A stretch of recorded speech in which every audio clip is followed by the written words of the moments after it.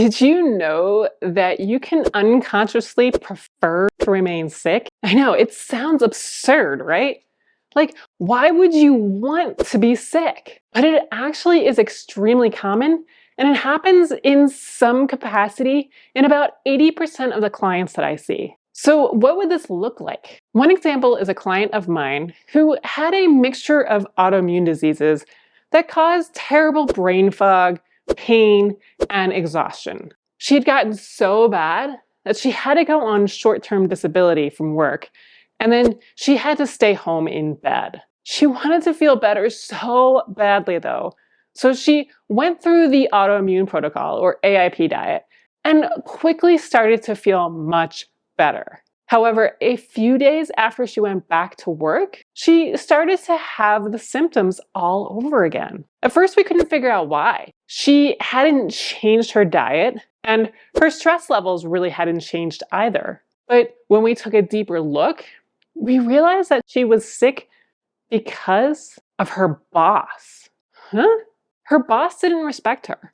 She worked her butt off, working late hours and weekends, and she always met the deadlines that he set for her.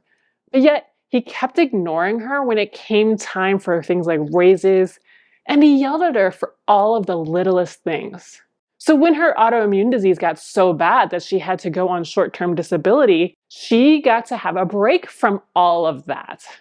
But then when she went back to work, it started all over again, and she unconsciously started to get sick again because her brain wanted her to go back to where she wasn't being disrespected. Luckily, she was able to get a new job, and she has been mainly flare-free ever since. But where in your life may you be holding on to your illness because of something like this?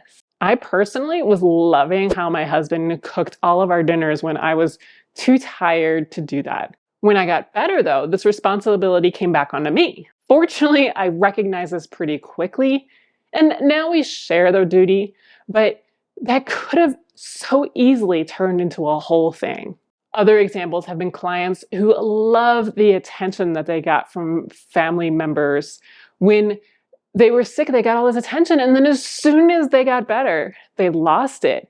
And then they started to get sick again. A few of them had gotten out of having to say yes to certain obligations, like volunteering at school or church, or running committees, or any of these kind of things that they felt that they had to do when they were well, but they had the perfect excuse not to when they could barely get out of bed. And still others had toxic relationships, like with friends and family members, that they didn't have to deal with when they were sick. These thoughts sneak in under the radar though. Sometimes they seem absolutely ridiculous when you recognize them on a conscious level. Like, you're like, really? I was unconsciously staying sick for that?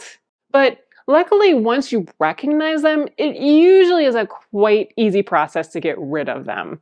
And you can overcome them and they're out of your life for now. A few questions to ask yourself to see if you may be doing this are things like, if you have exactly the kind of health that you want, what will it allow you to do? And are you sure you want that? Where, when, how, and with whom do you want it? Are there drawbacks in any of these contexts? What will you lose or gain if you get it?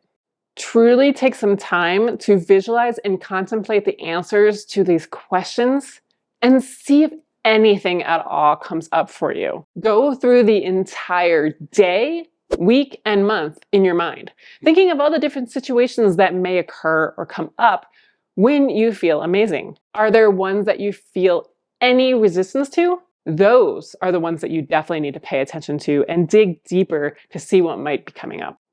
But hopefully through this whole process, you'll discover if there are any of these situations that your brain is unconsciously thinking that you're getting some sort of benefit from by staying sick. And then hopefully you'll be able to clear them so that way your path towards feeling great is wide open.